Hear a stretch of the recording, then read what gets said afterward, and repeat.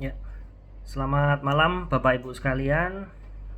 Pada kesempatan kali ini saya Ismet Adi Pradana akan menyampaikan terkait dengan praktek keinsinyuran dalam pekerjaan pembangunan Jalan Jangli Undip tahap 2 di tahun 2023.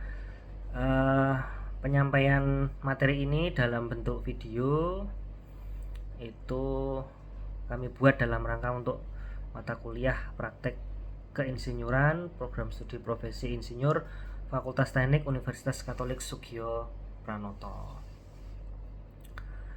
Baik, untuk yang pertama yaitu pendahuluan. Jadi pertanyaannya adalah mengapa dibutuhkan adanya pembangunan jalan Jangli sampai ke Undip. Ini dilatar belakangi oleh perkembangan kawasan pendidikan ya di Undip itu membutuhkan konektivitas dengan kawasan lain. Bisa permukiman, bisa perumahan, bisa perdagangan dan lain sebagainya. Kemudian selain itu kemacetan yang terjadi di kawasan Undip Tembalang itu juga menjadi salah satu hal yang melatar belakangi dibutuhkannya jalan Jangli ke Undip. Nah, kemudian maksud dan tujuan dari pembangunan jalan Jangli Undip ini adalah sebagai penghubung antara kawasan Undip Tembalang dengan jalan Dr. Wahidin sebagai jalur alternatif. Kemudian juga bertujuan untuk mengurai kemacetan yang terjadi di Jalan Prof. Sudarto serta meningkatkan aksesibilitas kawasan pendidikan yaitu Undip Tembalang dengan kawasan lainnya. Kemudian yang kedua terkait dengan informasi proyek pembangunan Jalan Jangli Undip tahap 2 ini pada tahun anggaran 2023 dilaksanakan oleh Dinas Pekerjaan Umum Kota Semarang dengan nilai kontrak sebesar 19,1 miliar. Pelaksanaannya selama 160 hari kalender yaitu 21 Juli 2023 sampai dengan 27 Desember 2023. Yang ketiga terkait dengan gambaran umum pekerjaan. Pekerjaan bangunan Jalan Jangli Undip ini itu adalah sepanjang kurang lebih 1250 meter atau 1,25 km. Dengan ruang lingkup pekerjaan utama adalah pekerjaan jalan termasuk pengaspalan ya. Kemudian yang kedua pekerjaan penembusan jalan ke Geraha Candi Golf. Kemudian yang ketiga pekerjaan pagar dan guardrail. Kemudian pekerjaan saluran. Kemudian pelebaran box culvert dan yang terakhir pembangunan kolam retensi. Kemudian berikutnya yaitu uraian kegiatan. Dalam hal ini adalah kendali kontrak, yaitu kontrak pekerjaan ini itu mengalami beberapa adendum. Ada adendum 1 sampai dengan adendum 4. Adendum 1 itu perubahan PPK, adendum 2 sampai dengan adendum 4 adalah tambah kurang volume, tambah item baru maupun ada perubahan nilai kontrak. Nah, ini juga yang cukup unik adalah di dalam pembangunan Jalan Jangli Undip ini juga mengalami keterlambatan dalam proses pekerjaan sehingga membutuhkan show cause meeting atau SCM. Itu ada SCM 1 sampai dengan 3. Nah, pada pekerjaan ini juga terdapat beberapa perubahan kontrak, antara lain 1 meninggalkan pembuatan counterweight ya, pada area longsor Jangli Undip tahap 1, karena secara perhitungan memerlukan biaya yang sangat besar sehingga nantinya tidak relevan dengan tujuan utama untuk pelebaran jalan, pengaspalan dan penembusan jalan ke Geraha Candi Golf. Kemudian yang kedua adalah menambah item baru, yaitu tiang bor beton diameter 600 mm sebagai pondasi pada pekerjaan penembusan jalan ke Geraha Candi Golf.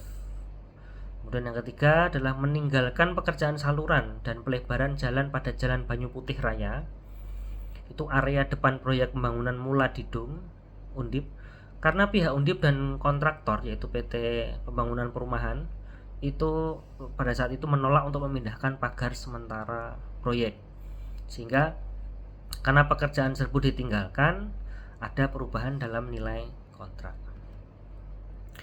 Nah, terkait dengan praktek keinsinyuran yang ada di dalam pekerjaan ini kami beri contoh, yaitu dalam proses pekerjaan itu diidentifikasi beberapa contoh kewajiban penyedia yang tidak dilaksanakan.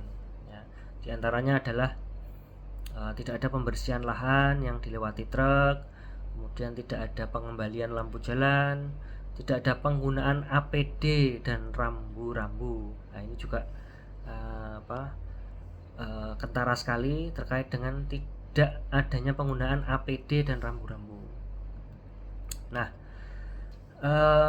selain itu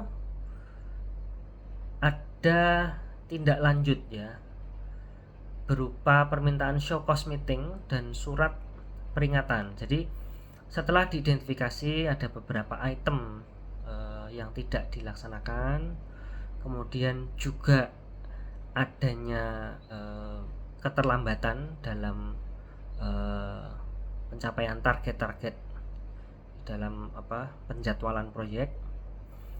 Nah, oleh karena ada kejadian tersebut, maka PPK berdasarkan surat dari supervisi itu kemudian memberikan surat peringatan kepada penyedia jasa, yaitu berupa surat peringatan kontrak kritis. Ini ada 1, 2, dan 3. Jadi ketika peringatan kontrak kritis 1, maka kemudian dilakukan SCM 1. Kemudian ketika ternyata pada saat show cause meeting itu belum bisa memenuhi target lagi, maka dilaksanakan kembali show cause meeting berikutnya, dan bila masih terlambat lagi maka akan dilakukan show cause meeting berikutnya. Nah, sehingga proses dari bagaimana kami mengidentifikasi kekurangan-kekurangan yang terjadi dalam proyek, kemudian ditindaklanjuti dengan surat peringatan dan show cause meeting, maka itu merupakan penerapan dari praktek keinsinyuran, yaitu prinsip dasar, yaitu mengutamakan keluhuran budi, keamanan, keselamatan, kesehatan, dan kemaslahatan masyarakat serta lingkungan. Kemudian juga insinyur yang pertimbangan teknisnya dalam menyelamatkan jiwa atau properti diabaikan wajib memberi tugas, memberi pekerjaan, dan otoritas terkait lainnya. Kemudian juga merupakan penerapan menyatakan pendapat kepada publik hanya secara objektif dan berdasarkan kebenaran menyeluruh. Jadi insinyur harus objektif dan jujur dalam membuat laporan, pernyataan, atau kesaksiannya, serta memasukkan segenap informasi yang relevan dan terkait, lengkap dengan tanggalnya. Kemudian alhamdulillah setelah dilakukan SCM 1, 2, dan 3, akhirnya proyek tersebut last minute itu bisa memenuhi target, sehingga berita acara serah terima juga dapat dilaksanakan. Nah, kesimpulannya adalah bahwa ketika baik pemberi pekerjaan, ya, dalam hal ini kuasa pengguna anggaran atau PPK, pejabat pembuat komitmen, yang dibantu oleh tim yaitu PPTK dan tim pendukung PPK, kemudian penyedia jasa dan pengawas atau supervisi atau MK. Nah, ketika ketiga unsur tersebut melaksanakan tugasnya dengan menjunjung tinggi kode etik dan etika profesi insinyur, maka segala tantangan atau kendala dalam pekerjaan akan dapat diselesaikan dengan baik. Semua problem akan mendapatkan solusinya dengan baik. Jadi kira-kira demikian kesimpulan yang dapat kami sampaikan. Terima kasih atas perhatiannya. Selamat malam.